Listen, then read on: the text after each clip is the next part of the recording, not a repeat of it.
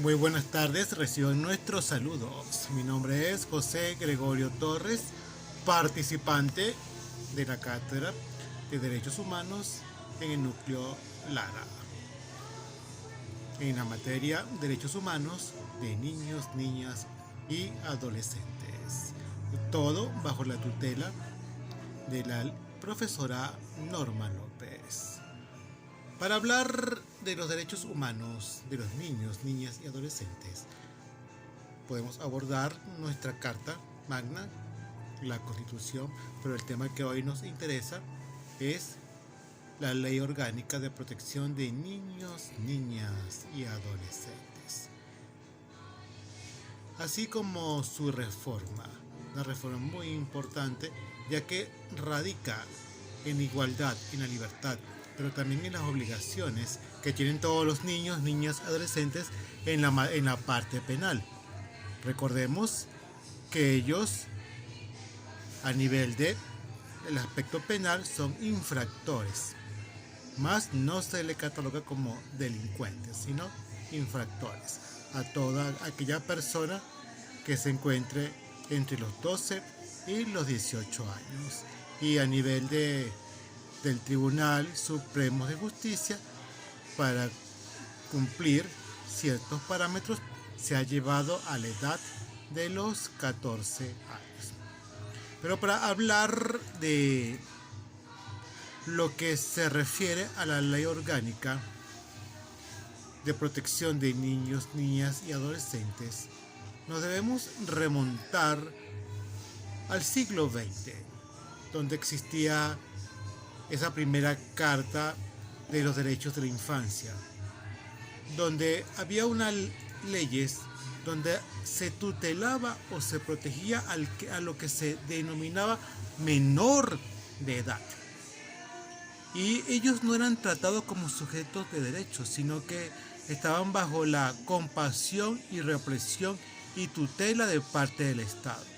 Y es así cuando llega esa novedosa ley de protección de niños, niñas y adolescentes que cambia todo. Esos niños pasan a ser estados de sujetos de derecho. Y en su artículo 8 se le da el carácter de protección. Todo en pos de la tutela, de la garantía superior de ese niño, de esa niña, de ese adolescente. Es por ello que no podemos hablar de una ley orgánica de protección de niños, niñas y adolescentes sin analizar qué había antes de ella, cómo esos niños eran perseguidos como delincuentes. ¿Por qué? Porque no eran sujetos de derecho. Pero la Constitución le da apertura, le dio importancia a ellos. ¿Por qué le da importancia?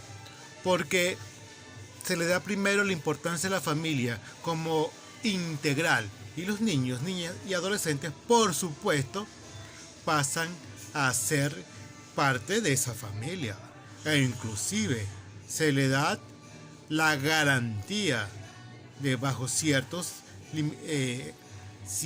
aspectos legales de poder contraer matrimonio o convivir en unión estable de hechos junto a otros adolescentes, por supuesto, bajo parámetros legales que ahorita tiene que ser un tribunal que lo autorice según las últimas sentencias del Tribunal Supremo de Justicia. Pero más allá de esto, son conquistas, son avances que se ha logrado a nivel social, a nivel grupal, donde se agrupan a los niños, a las niñas y adolescentes, donde esos diferentes tratados internacionales, diferentes tratados sociales, económicos y políticos han llevado a que como sociedad tomemos responsablemente la obligación de poder legislar en nuestro territorio en favor de todos los niños, niñas y adolescentes que habiten en nuestro país. Pero esa ley orgánica de protección de niñas, niñas y adolescentes ha sufrido, en ella han acontecido diferentes reformas. Y la última reforma pero viene en torno al aspecto penal, donde se dijo en un principio que esos niños, niñas y adolescentes no eran tratados como delincuentes, sino como infractores. Pero no se le quita la responsabilidad penal que tienen como sujetos de derecho, porque el sujeto de derecho nos hace comprender que tenemos deberes y obligaciones, que tenemos tratados internacionales donde el joven, el niño, el adolescente debe estar consciente de esos principios fundamentales, de lo que se denominó el interés superior del niño, dándole prioridad absoluta, donde son sujetos plenos de derecho y son catalogados como ciudadanas, donde la familia juega un papel primordial en la vida de esos niños, niñas y adolescentes, y ellos deben sopesar su opinión al momento de tomar decisiones importantes. Hemos visto cómo la sociedad tiene un grave problema, la sociedad venezolana, en el problema de la migración. Esa migración que ha llevado a papá, mamá a salir del territorio nacional, dejando a ese niño, a esa niña y adolescente bajo el cuidado de abuelos, tíos y a veces hasta con personas que no tienen consanguinidad con ellos. ¿Cómo repercute esos derechos humanos en esos niños? ¿Cuándo queda el interés superior del niño? ¿Dónde se le piden opiniones? Entonces, esos sistemas procesales, esos sistemas de justicia deben velar por la importancia de conocer la importancia del niño, conocer la opinión del niño. ¿Por qué? Porque la familia es la base donde se sustenta nuestra hermosa Venezuela. También se han llevado los roles de crianza, donde papá y mamá tienen igualdad de condiciones. Eso es una de las garantías que le otorga estos nuevos beneficios. Todo en torno a las diferentes convenciones. El derecho a la familia, a vivir en un estado digno de derechos. Y para llegar a estas reformas tenemos que ir a la Declaración de Ginebra, esa gran historia, esas cartas de los derechos humanos de la infancia que fueron enarbolados, sustentados bajo esa columna vertebral que se llamó Eglantyne Yep, esa británica que ella vivió feliz, una infancia feliz, y quiso llevar que todos tuviesen una infancia feliz. Y ella llevó esa bandera después de una Primera Guerra Mundial, que fue, por supuesto, los más grandes perdedores son los niños, niñas, adolescentes y las mujeres. Pero en el tema que hoy nos compete, mujeres, niñas, fueron las que llevaron la peor parte. Y ella eleva su bandera, expresa la esperanza, quiere unir en un mismo pensamiento a un mundo. ¿En qué? En pos de la confianza en que niños, niñas y adolescentes de todas las naciones tengan igualdad de derechos. Así como ella fue feliz, quería que toda la infancia fuese feliz. Entonces es como parte de donde nació nuestra legislación, una de las legislaciones más hermosas del mundo. Porque el niño en aquel tiempo era manipulado, y no quiere decir que hoy no lo sea, pero existe la ley que lo protege, pero era manipulado, ejercía trabajos e inclusive trabajos forzosos. Eran vistos como un patrimonio, como un objeto de trabajo.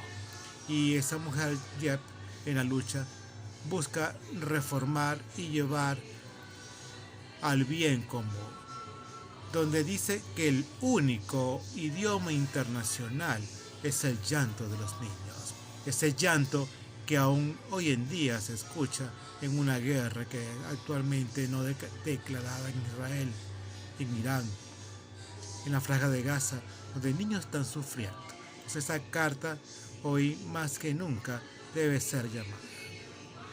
Y nuestra ley, nosotros como habitantes de este hermoso país, la República Bolivariana de Venezuela, debe llevar ese llamado, porque tenemos una bella carta magna, tenemos una ley orgánica de protección de niños, niñas, adolescentes hermosas, pero debemos velar porque no sea ley muerta. ¿Y cómo se hace?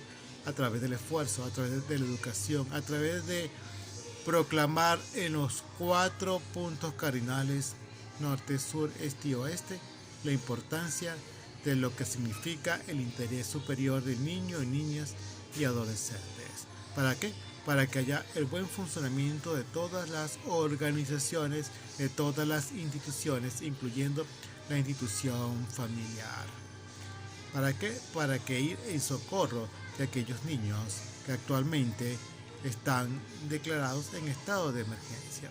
Y ninguna nación está exenta de sufrir calamidades, incluyéndonos a nosotros. Entonces debemos trabajar en tiempo de paz para cuando vengan los tiempos más difíciles podamos salir adelante. Ven, hasta aquí este análisis, este comentario de estas hermosas leyes que a todos arropan, pero muy especial a los niños, niñas y adolescentes a través de convenciones internacionales y aquí internamente en el territorio nacional a través de esa ley orgánica de protección de niños, niñas y adolescentes. Éxitos. Les habló José Gregorio Torres.